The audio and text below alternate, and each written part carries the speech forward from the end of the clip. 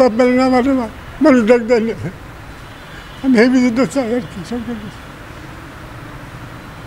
তাছাড়া কি সবার। অন্যের জমিতে দিনমজুরি করে ছেলে মেয়েদের বড় করে তুলেছেন বাবা।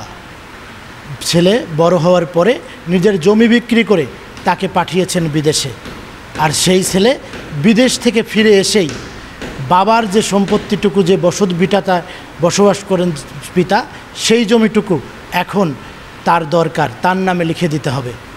সেই ছেলেকে এই জমি লিখে না দেওয়ায় ছেলে তার শ্বশুরবাড়ির লোকজনকে ডেকে এনে তার বাবার উপরে চালিয়েছে অমানসিক নির্যাতন। সেই পিতা এখন ফরিদপুর জেনারেল হাসপাতালের চিকিৎসাধীন রয়েছেন। এমনই ঘটনা ঘটেছে ফরিদপুর সদর উপজেলার অম্বিকাপুর ইউনিয়নের চরজ্ঞানদিয়া গ্রামে। 5 সন্তানকে পড়ালেখা শিখিয়েছেন এবং পড়ালেখার পরে কিন্তু মেয়েদের বিয়েও দিয়েছেন, ছেলেদের বিয়ে দিয়েছেন।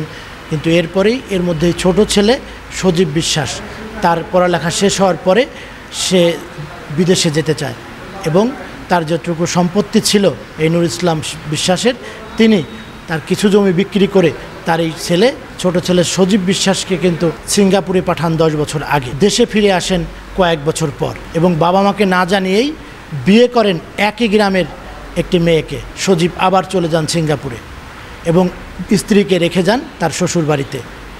এরপর থেকে কিন্তু আসলে এই যে এই নুর ইসলাম বিশ্বাস এবং তার যে স্ত্রী এবং তার স্ত্রীও কিন্তু 2 বার স্ট্রোক করেছেন, অসুস্থ। এই তাদের কিন্তু খোঁজ নেয়নি এই ছোট ছেলে সজীব। ছোট ছেলে সিঙ্গাপুর থেকে বাড়িতে আসেন এবং বাড়িতে এসেই তাদের যে বসত ভিটার যে 11% জমি, সেই 11% জমি তার নামে লিখে দিতে বলেন। কিন্তু বাবা এতে অপারগতা জানান, কারণ তার আরও সন্তান রয়েছে।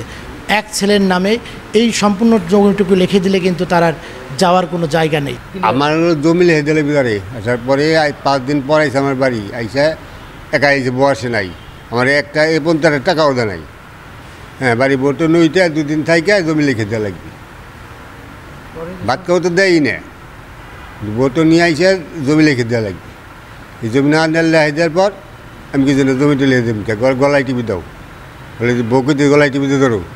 আমি বলছি, ছেলের বলছি তোর সামনে আমার গালাগালি পারে, তুই কিছু কস না, কথা কেন বাড়িওয়ালা ফোন দিতে মারিয়া লাল আমার স্বামীরে, বাড়ি ফোন দিতে, বাড়ির কাছে তো। ফোন দেওয়ার পর তারা এসে আমার শুরু করে দিচ্ছে, আতর নিয়ে আসল, আতর লাঠি সুতা নিয়ে আসে। 4-5 দিন আমি একা কী করবো, মার তো খাওয়াই লাগবে। এই জায়গাত কিছু জেনে এই যে মা এটি এক্সিবিশন পিছিয়ে গেছে, এটা এই যে এটা তো চলে না যা পাই তাই যাবেন কোথায়, আমি সেই তো বলছি, আমি যাবো কোথায়?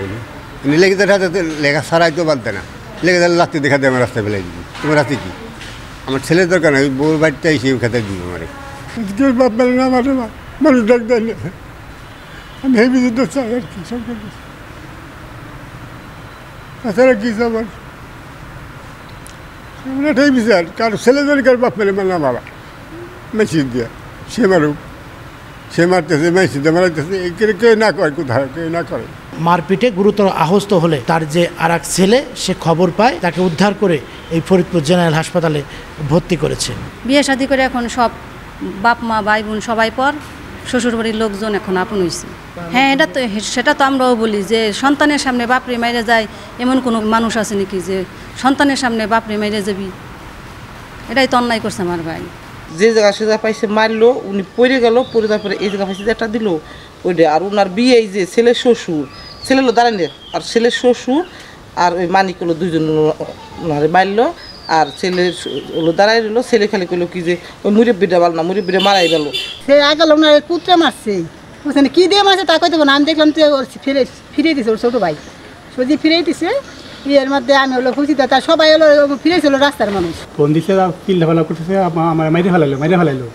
তো ঘটনাস্থলে আইসি, আসার পরে সেখানে ওই আমার ছোটো ভাইটা হলো আমার বাপরা আর অনেক আগেতেই বুঝাইতেছি, আমরা মানে ভিটে তুমি দাঁড়াতে সব লিখে দেবো না, ভিটে দাঁড়াতে সব লিখে দেবো না, তুমি বাপের তুমি লিখে দেয় নাই, সেই জন্য বাপ আগেতেই খুব আমার ছোটো ভাই আমার বাপের আগেতেই খুব জমি লিখে দেয় না, সেই জন্য সে বিভিন্ন ধরনের প্রেশার দিয়ে, যত ধরনের প্রেশার আছে সমস্ত প্রেশার দিয়ে, আর লোক মানে প্রেশার দিয়ে বাইরে যত লোক আছে কেমনে তার কাছে জমিটা দলিল করে নেওয়া যায়, কেমনে নেওয়া যায় জমিটা দলিল করে, সেই জন্য তার বিভিন্ন ধরনের বাড়িতে মস্তন টস্তন আই নেয়, বিভিন্ন লোকজন আই নেয়।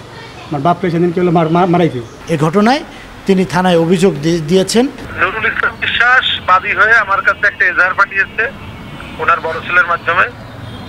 আমি এজাহারটা নিয়েছি গতকালকে। এ ব্যাপারে আমরা তদন্ত শেষে যাচাই বাছাই করে মামলা রুজু করব। অন্য কোনো বাবার প্রতি ছেলেরা যাতে এরকম আচরণ করতে না পারে সেই বিষয়টি দেখবে পুলিশ, এমনটাই প্রত্যাশা কিন্তু এই বৃদ্ধ বাবার। শিকদার সজল, সময় সংবাদ, ফরিদপুর।